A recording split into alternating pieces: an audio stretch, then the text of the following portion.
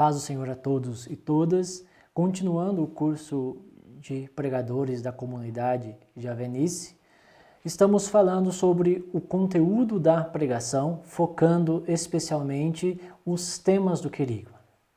Já falamos sobre amor de Deus, sobre o pecado, a salvação em Jesus, fé e conversão. No dia de hoje, queremos falar sobre o dom do Espírito Santo. O dom do Espírito Santo tem lugar central também na pregação e está relacionada à missão de Jesus. Embora encontramos o Espírito Santo em toda a Escritura, a sua revelação ela se torna, digamos assim, mais perfeita em Jesus Cristo. Por isso que quando falamos do Espírito Santo, a sua experiência, a sua promessa, o seu derramamento, ou seja, sob que aspecto for ao abordar o Espírito Santo em nossa pregação, ele está ligado à missão de Jesus. E para começar, temos a promessa do Espírito Santo e a exigência de Jesus sobre os apóstolos.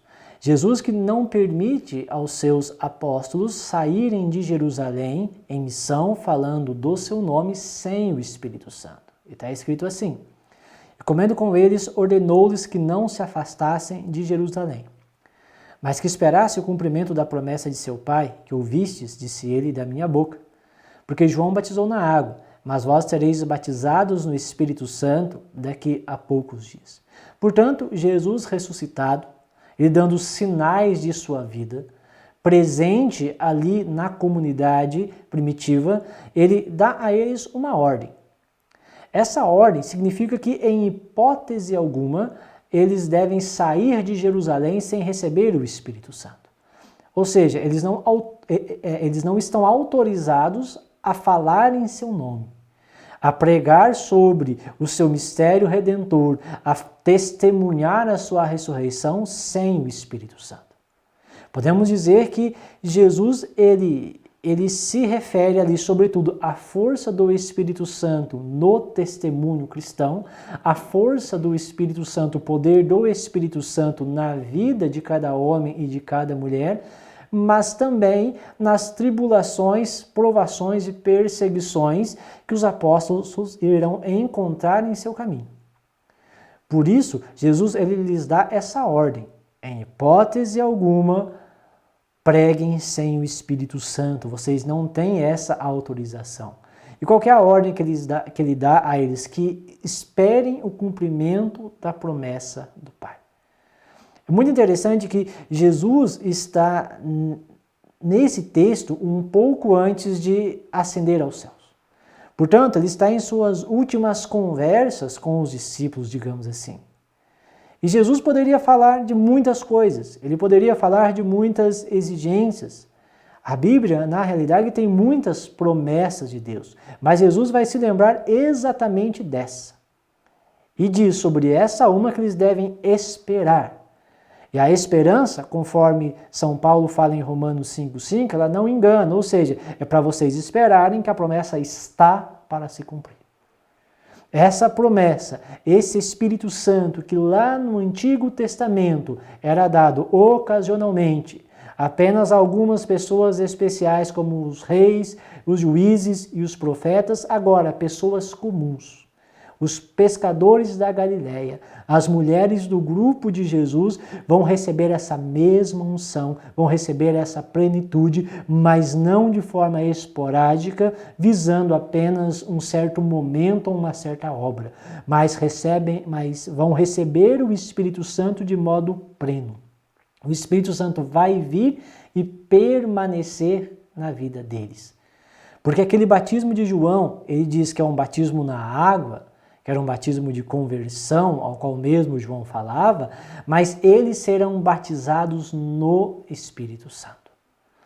Portanto, Jesus está cumprindo uma promessa do Pai, Jesus está realizando algo que na concepção daqueles que não creem em Jesus é impossível, que é ter o Espírito Santo de Deus morando no coração de cada homem e de cada mulher e ficando ali de modo permanente, de modo pleno. E sobre isso é tão importante a morada, a habitação do Espírito Santo no coração de cada homem, de cada mulher, que Jesus diz para eles: vocês não saiam daqui.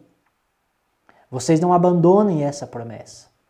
Porque é por conta dessa promessa, é pela realização dessa promessa que eu vim, que eu me encarnei. É o cumprimento dessa promessa é que é a minha missão. Por isso Jesus lhes dá essa ordem.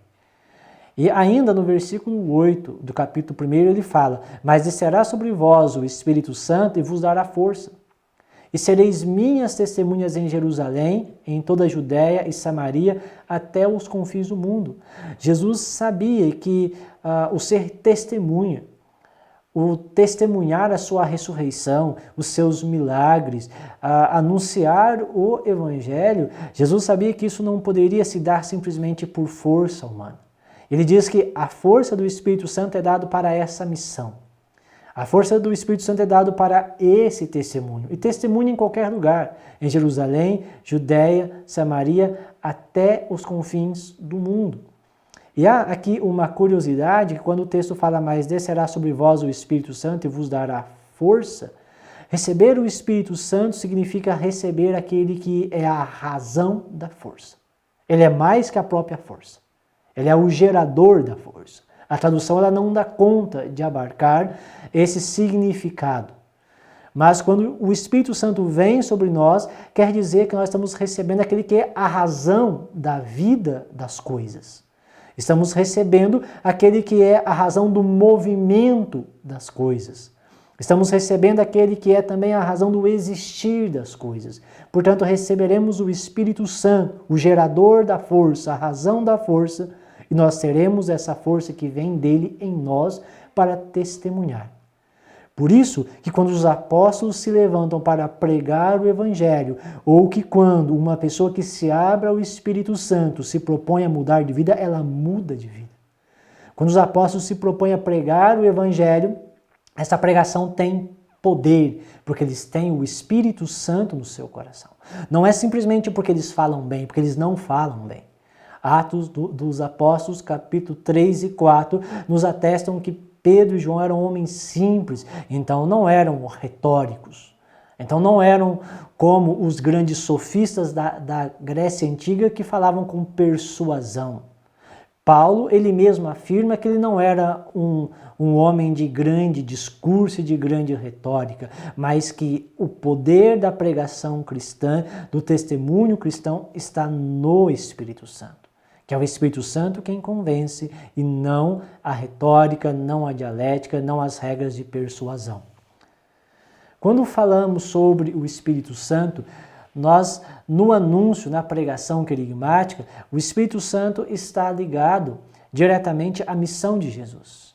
No Evangelho de São João, capítulo 1, versículo de 29 a 33, está escrito assim: no dia seguinte, João viu Jesus que vinha a ele e disse. No dia seguinte ao qual fala aí, está relacionado a uma discussão que João teve com os judeus.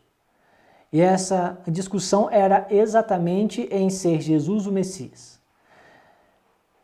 Portanto, João viu Jesus que vinha a ele e disse: eis o Cordeiro de Deus que tira o pecado do mundo. É este de quem eu disse: depois de mim virá um homem que me é superior, porque existe antes de mim. Eu não o conhecia, mas se vim batizar em água é para que ele se torne conhecido em Israel. João havia declarado: viu o Espírito descer do céu em forma de uma pomba e repousar sobre ele. Eu não o conhecia, mas aquele que me mandou batizar com água disse-me: sobre quem vires descer e repousar o Espírito, este é quem batiza no Espírito Santo. O que vemos aqui no texto é que João ele fala que Jesus é o Cordeiro de Deus que tira o pecado do mundo, e Jesus é aquele em quem o Espírito Santo desce e permanece, sendo Jesus o que batiza no Espírito Santo. Portanto, a missão de Jesus seria, podemos dizer, uma moeda de duas faces, ou teria uma dupla face. Primeiramente, Jesus retira o pecado do mundo para colocar no coração do homem que estava cheio de pecado o Espírito Santo. É interessante nós recordarmos ou voltarmos ao ensinamento da igreja, sobretudo a patrística e alguns ensinamentos de Santo Tomás de Aquino, onde os padres da igreja eles refletiam que o Espírito Santo é a vida. E todas as coisas que existem, existem porque o Espírito Santo as mantém. Se existe algum lugar que o Espírito Santo não está, aliás, se há algum lugar que o Espírito Santo não está, esse lugar não existe. E que com o pecado original, o que se perdeu no ser humano foi o Espírito Santo. Mas veja bem, na patrística há uma radicalização ou até mesmo uma contradição na afirmação.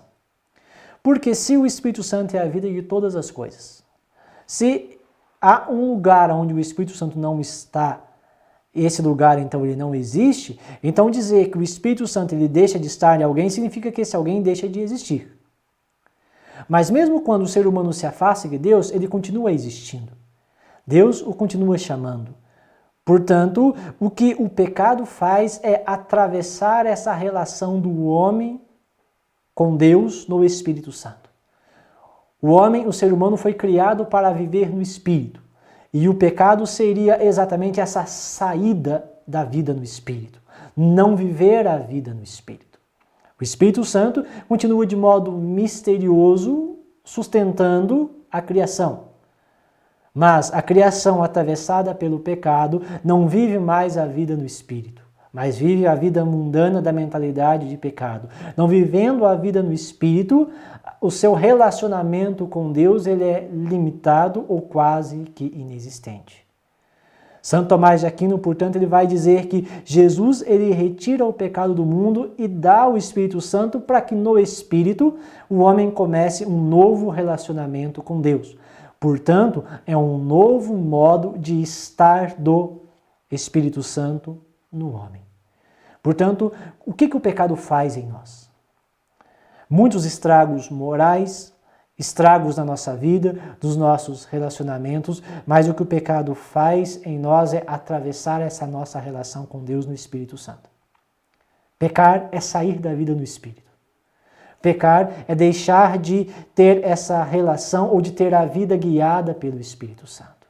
E Jesus vem tirar esse pecado que nos afasta de Deus, que nos tira da vida no Espírito, e vem dar o Espírito Santo para que o Espírito Santo esteja em nós de um modo novo, de um modo abundante, para que um novo relacionamento com Deus, para que uma vida guiada pelo Espírito Santo comece. Portanto, o Espírito Santo ele está diretamente ligado no anúncio querigmático à missão de Jesus. E podemos dizer aqui, afirmar certamente que a missão de Jesus é dar o Espírito Santo. Jesus morre na cruz por nós e ressuscita para nos dar o Espírito Santo, porque é no Espírito que nós realizaremos a nossa vida. E essa promessa vai se cumprir no dia de Pentecostes. Atos 2, 1, 4. Chegando o dia de Pentecostes, estavam todos reunidos no mesmo lugar. De repente veio do céu um ruído, como se soprasse um vento impetuoso e encheu toda a casa onde estavam sentados. Apareceu-lhes então uma espécie de línguas de fogo que se repartiram e pousaram sobre cada um deles. Ficaram todos cheios do Espírito Santo e começaram a falar em outras línguas, conforme o Espírito Santo lhes concedia que falassem. Portanto, aquilo que Jesus falou lá em Atos 1, 4, 5 e 8, não se afastem de Jerusalém, mas esperem a promessa, porque Deus vai cumprir a promessa. Essa promessa se cumpre em Pentecostes. Jesus derrama o Espírito Santo em Pentecostes e a partir de Pentecostes nos é possível viver uma experiência nova do Espírito Santo. Nos é possível começar a viver no Espírito de um modo novo, começar um relacionamento novo no Espírito Santo com Deus. E essa experiência do Espírito Santo, essa experiência de Pentecostes, esse batismo no Espírito Santo, ele se atesta, sobretudo pela manifestação do poder de Deus na vida das pessoas, aonde esse poder de Deus leva as pessoas à conversão, aonde esse poder de Deus leva as pessoas à busca da santidade, aonde esse poder de Deus também conduz-nos a viver uma vida nos carismas, nos dons do Espírito Santo. Ou seja, viver com o Espírito Santo é radicalmente diferente de uma vida sem o Espírito Santo. Uma vida sem o Espírito Santo não tem carisma. Uma vida sem o Espírito Santo não tem dom. Uma vida sem o Espírito Santo, ela não tem santidade. Uma vida sem o Espírito Santo, ela não tem conversão. Uma vida sem o Espírito Santo, ela não tem oração. E uma vida no Espírito Santo tem tudo isso. Por quê? O Espírito Santo nos leva a isso. E essa experiência do Espírito Santo, essa experiência de Pentecostes, ela é uma experiência que não pode se resumir somente no emocional. Não é simplesmente por ter um arrepio, ou por cantar uma música em alto e bom som, ou simplesmente porque se entra num certo surto ou se simula um certo repouso no Espírito. Não sendo um repouso no Espírito. Obviamente que faz parte da experiência do batismo no Espírito Santo a emoção. Faz parte da experiência do batismo no Espírito Santo os sentimentos, mas eles não são a prova cabal, digamos assim, ou a prova mais certa de que alguém teve essa experiência. A prova mais certa de que alguém teve essa experiência é iniciar um movimento de conversão, é o início de uma vida de oração, é a busca de uma vida de santidade, é a vivência dos carismas e a condução de sua vida a partir do poder de Deus. Ou podemos dizer ainda, a mudança de mentalidade. Por isso que quando pregamos o dom do Espírito Santo, a promessa do Espírito Santo ou o batismo no Espírito Santo, no querigma, ele tem que estar ligado diretamente com a missão de Jesus e temos que também atestar e convidar as pessoas a abrir o seu coração, a receber o Espírito Santo em suas vidas e deixar o Espírito Santo agir. E começar a viver uma vida no Espírito e começar a viver um relacionamento com Deus no Espírito. E temos que deixar claro para as pessoas, viver com o Espírito Santo é uma coisa, viver sem o Espírito Santo é outra coisa. Viver com o Espírito Santo é muito melhor, viver sem o Espírito Santo é péssimo e é frustrante. Que o Senhor possa derramar abundantemente o Espírito Santo no coração de cada um de nós e que o Espírito Santo possa ser força do nosso testemunho e da nossa pregação. Fiquem com Deus, até a próxima aula.